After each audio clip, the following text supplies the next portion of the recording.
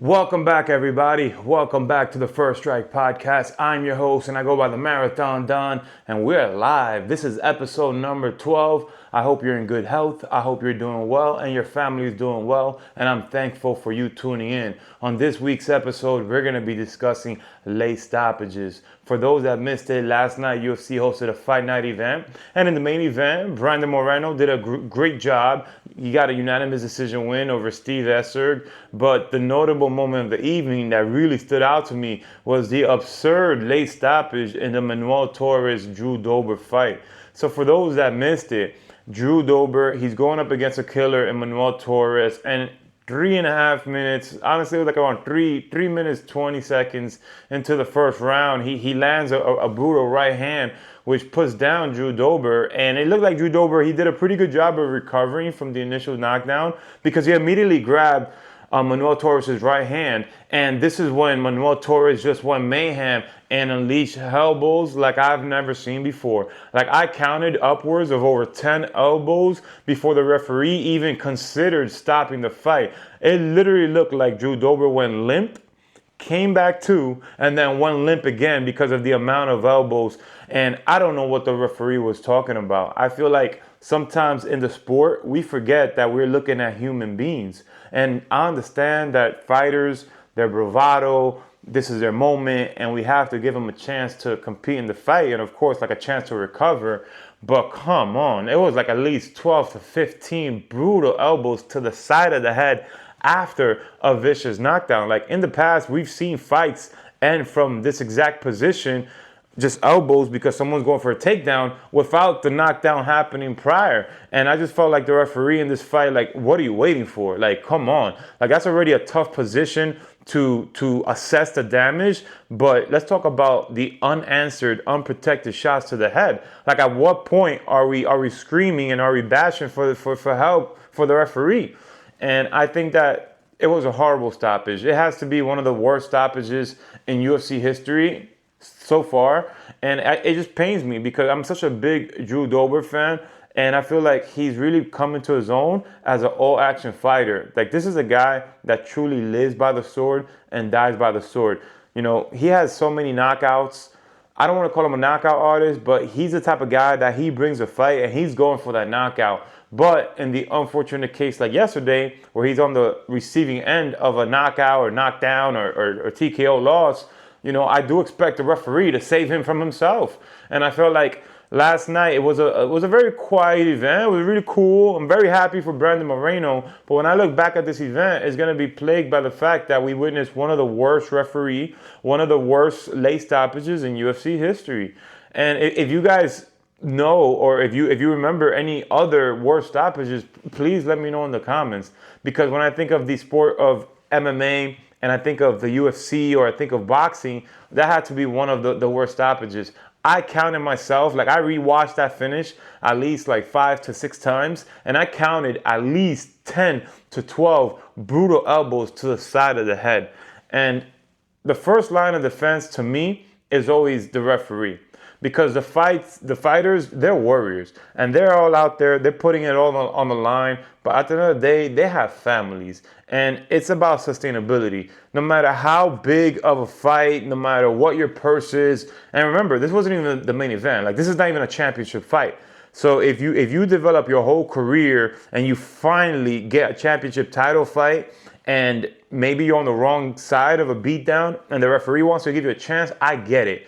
Because championship fights are super, super rare. Like, some folks go their whole career without even cracking the top 5 or top 10 of a division. So if you have your championship moment and this is your moment in the lights and you don't want it to get robbed away from you, I get it. Because on the opposite side of a late stoppage, there's been so many early stoppages, and then, you know, fighters complain right away to the referee. It wasn't a championship title fight, but I'll never forget Ben Askren's debut against Robbie Lawler, where Ben Askren survived the early onslaught, and then he caught Robbie Lawler in a bulldog choke, and it seemed that his hand went limp. To me, it went limp, and to a lot of people, it did go limp.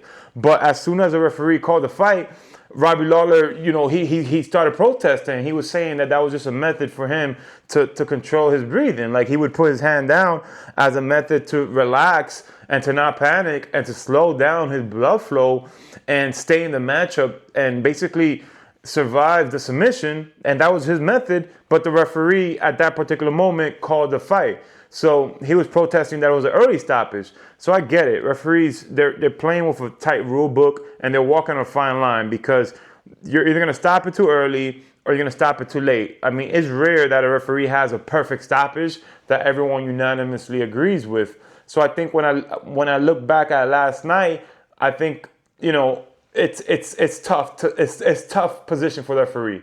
So I don't give the referee any credit, but we got to cut him a little bit of slack. But at the same time, I think that the first line of defense is always referee, right? As a fighter, you work your whole life for this moment, and if you get a championship title fight, I feel like there should be a little bit more leeway or more flexibility. Like, you want to allow the fight to continue until it really can't no more, till it's completely obvious. But if it's not a championship fight, I think we got to talk about protecting the fighters. Like, if it's like last night, it was, it's not a top contender fight. It's not a championship fight. There was no reason why the referee couldn't stop the fight after a few unanswered shots. Like, you have to live to fight another day. No matter how big the fight, it doesn't mean anything if you can't make it back home to your family, or you can't enjoy the fruits of your labor. It doesn't matter how much you get paid. Doesn't matter how much your popularity skyrockets if in the next day you're a vegetable because of the damage you absorbed. And that's the thing about fighters, is that, no matter what, if you're a fighter and you make it to the ring, like, you're a winner. You're a winner at life, period. And quitting or, just tapping out, whatever the case is not in your DNA. Like, whatever you put into your training camp, like, I don't think any fighter goes into the ring with the mindset that they're going to lose. So I get it, especially if they're tolerating, if they're absorbing damages. We always think that there's a chance that they're going to overcome. So I think that the first line of defense is always going to be the referee. But let's talk about the second line of defense. And this is where I really want to dive deep a little bit, because it's so amazing to me, or so shocking to me, that in the world of MMA, we don't hold their corners. We don't put as much accountability in the corner of a fighter as we put on the referee. And if the first line of defense is a referee, where we expect the referee to jump in and stop the fight and protect the fighters, well, now we got to talk about the second line of defense, and that should be the corner. That should be the cornermen that walk, that train, that go to battle with the fighter. Like, it's funny because in the world of boxing, it's so common to see trainers throw in the towel. They throw in the towel to protect their fighters from absorbing more damage. And granted, it is a completely different sport, but it is a combat sport. And I feel like in MMA, I could count on my hand. I can only think of like one or two examples of the towel actually being thrown, of the corner ending the fight. It's already rare for them to end the fight, and in most instances, they'll end it between rounds. But if your fighter's absorbing 12, 13, 14, 15 unanswered shots, he just finished getting knocked down. Like, at what point do you jump in and rescue the fighter, especially if the referee's not doing it? You got to understand, no one's going to know the fighter more than their corner, than the folks that are there day in and day out. There's certain things that you see in the gym that you can only witness if you're in there throughout the whole camp. You know your fighter's body language, you know their habits. So if they get rocked like that in a fight, and you see them in a bad position, at what point are we throwing in the towel? I feel like in MMA, we need to normalize throwing in the towel. Like, it's not quitting. It's not nothing bad. You shouldn't be upset at the reaction of your fighter. All you're doing is protecting your fighter, because we shouldn't just put all the responsibility on a referee. Like, at some point, we have to also put a little bit of accountability on the corner for late stoppages. And I hate to see that in MMA, because these guys are superstars. They deserve all the money in the world for putting their life on the line, their bodies on the line, for a chance at greatness and for our entertainment. Like, it's one of the sports, one of the loneliest sports when you lose, and the world is your oyster if you win. Like, it's a world of two extremes. If you win, the whole world wins with you. If Drew Dober would have got that win, everyone is celebrating, his family, his fans, his corner, his city, everybody's celebrating. But if you lose alone. And last night was a case where not only did he lose alone, no one was there to protect him. So I would love to see some sort of responsibility chain where the first line of defense, we all acknowledge, we understand as a referee, but trainers, please step it up, man. If your fighter's taking damage, let's not wait till someone develops permanent damage in the cage before we start throwing in the towel. 8 to 10 unanswered shots, we should be clenching that towel. Over 10 shots, let's throw it in. Let's normalize protecting our fighters, because one of the things that I love about MMA and UFC is that one loss doesn't define you. The UFC does a great job of creating stars and always giving people an opportunity. I mean, people like Tony Ferguson and BJ Penn, I mean, they went on losing streaks. They made history through their losing streaks. 5, 6, 7 losses in a row. And the UFC just kept giving them fights until they decided to part ways. But unlike boxing, where one loss really defines you, and sometimes that does deeply damage your marketability, I feel like the UFC does a great job of protecting the brand of the fighters and giving them another chance to come back and get money and compete in front of the fans. So if we know that, and we know that no matter what happens, the fans love Drew Dober, why are we not protecting him? Why are we not making sure that he lives to fight another day? 10, 12, 13, 14 elbows to the head after the knockdown. I don't understand it. I hate to see it. And shame on you, Drew Dober's corner. Shame on you. You should be ashamed of yourself. You should have done a better job protecting your fighter. And all credit to Manuel Torres. I wasn't that familiar with Manuel Torres prior to the fight. I did a little bit of research. I'm excited. All action fighter. Great win. Great stoppage win in round 1. And if you think about a world of extreme, Manuel Torres could not have had a better performance. Unscathed, first round knockout, first round TKO, however you want to call it. Phenomenal. And on the flip side, one of the worst performances or worst losses of Drew Dober's career. I'm a very big Drew Dober fan, so I do hope that he takes the time to recover and come back stronger, better than ever. For someone like Manuel Torres, I do think that a top 15, top 10 opponent should be next. And I think that it's going to be exciting times. He's an all-action fighter in an action-packed division, so I can't wait to see who he fights next. And moving on to the main event, I do think that Brandon Moreno, I don't want to say he's a gatekeeper, but he's one of those guys. He reminds me a little bit of Robert Whittaker. So I kind of feel like he's the Robert Whittaker of the division, where he's able to beat every other contender, but then struggles against a champion. So I think for someone like him, coming off all those fights with Figueiredo, I would like just to see him continue to fight fresh faces and stay active. I think he's a star. He's a very exciting fighter, fun style, fun personality. The fans love him. And I know that post-fight, he mentioned fighting in Noche de UFC in September. I think that makes a lot of sense. Having him come back, and I believe that fight is going to take place in Mexico City, or it's around Mexico Independence Day. So I do think having him come back for that weekend is the best move for him. As far as opponents for Brandon Moreno, honestly, I just want fresh matchups. I think that seeing him fight so many times against Figueiredo and rematches and things like that, I just want to see him continue to fight fresh faces. And I can't wait to see what he does next. So yeah, that's a wrap for the MMA portion of this episode. And now I want to jump into and switch gears a little bit to talk about a few other things that happened this week.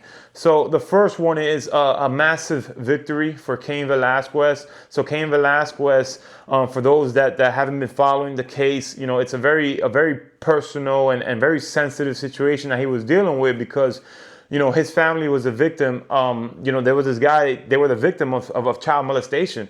And in this particular case, there was a daycare and a gentleman decided to do some things that were unlawful to one of Cain Velasquez's family members. And Cain Velasquez decided to take the law into his own hands.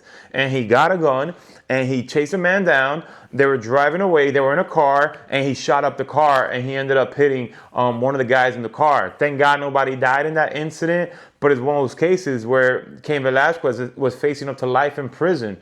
So he was found guilty of the crimes that he committed, and this past week he was sentenced. And I'm very happy to announce that he was only sentenced for 5 years. And my understanding is that he's also going to get credit for time served.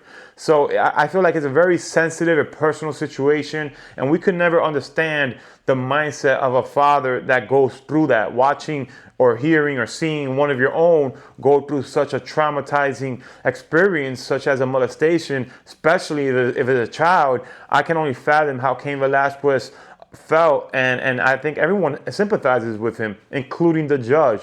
So I do think that's a massive victory, because he was facing up to life in prison, upwards 20, 25 years. And I think that for someone that is as highly regarded, his age, with his family, anything over 5 years is just like life. Like, it's already life changing, but I kind of feel like it's so detrimental to your life. Like, it's very hard to recover from.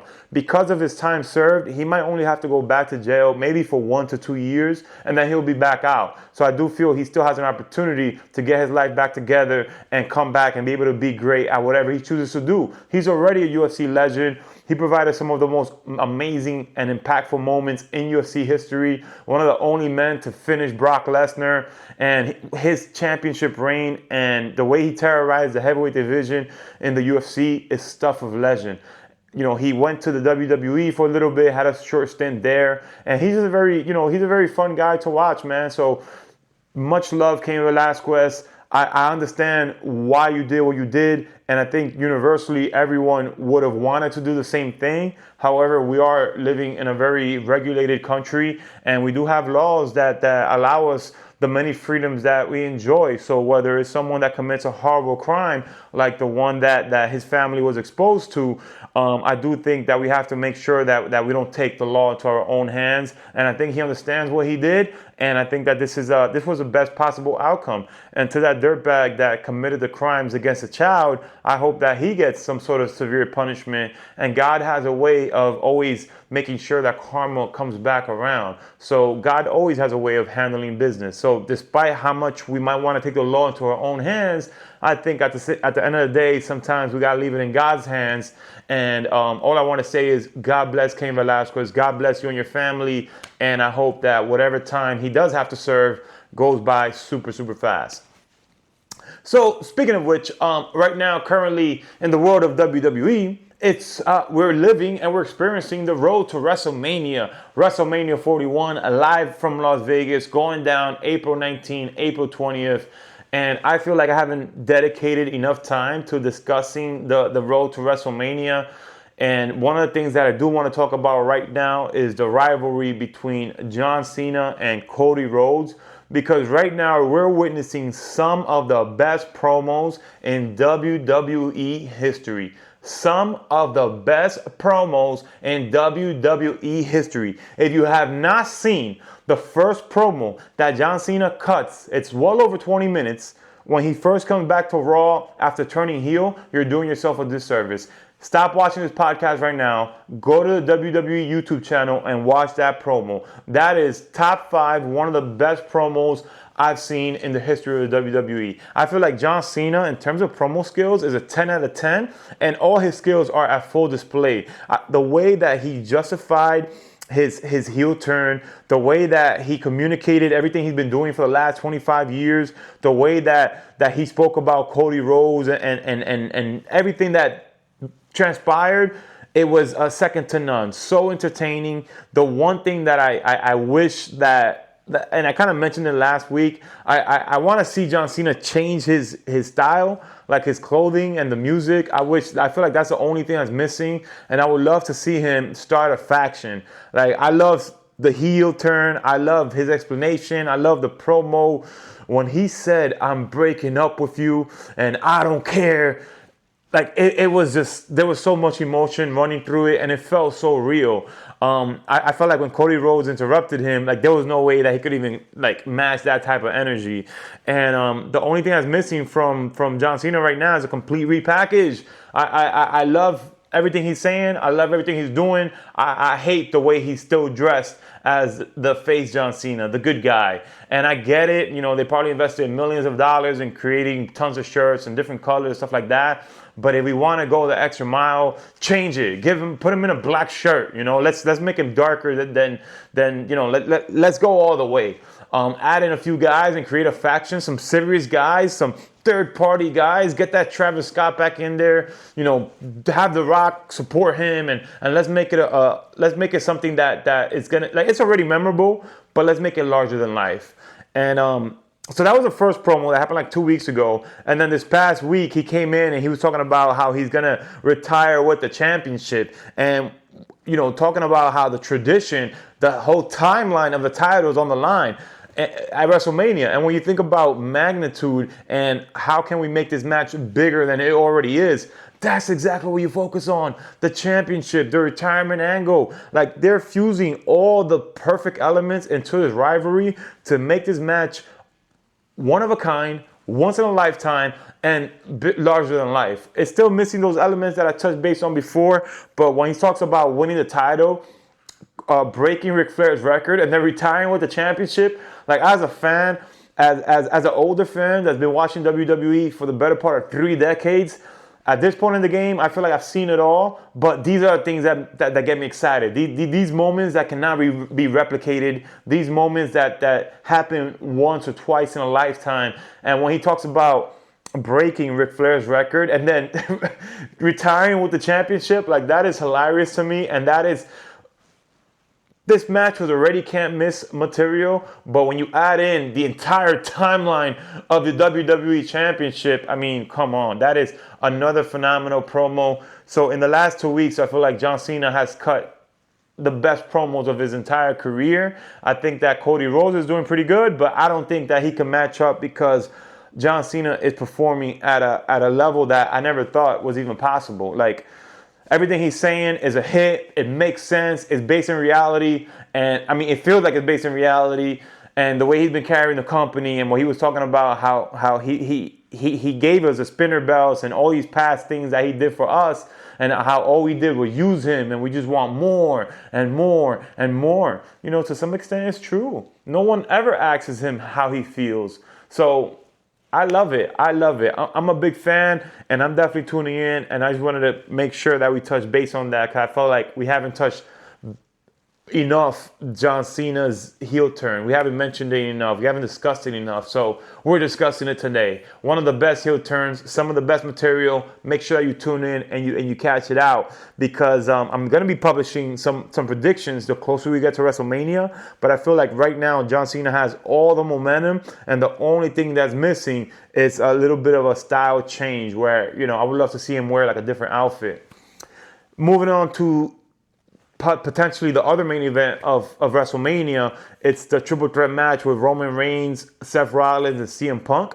And like I mentioned in past episodes, I'm not a big fan of like triple threats, especially at WrestleMania, but I do point to one of the most legendary triple threats as proof that it could be done, and it could be done the right way. One of the greatest matches that has completely been written off from WrestleMania history because it involves Chris Benoit is a triple threat at WrestleMania 20 between Triple H, Shawn Michaels, and Chris Benoit. And I feel like when you have 3 characters that are all top level talent, sometimes it's hard to infuse them into one storyline and one match. But I do think, looking at that match, they did it very well. And granted, it was for the championship, but I do think that with Seth Rollins, CM Punk, and Roman Reigns, the way this storyline has been built up, they all get their moment in the sunshine. They all get to shine a little bit. They all have different rivalries. They all have different moments in the past that you could point into why they truly hate each other.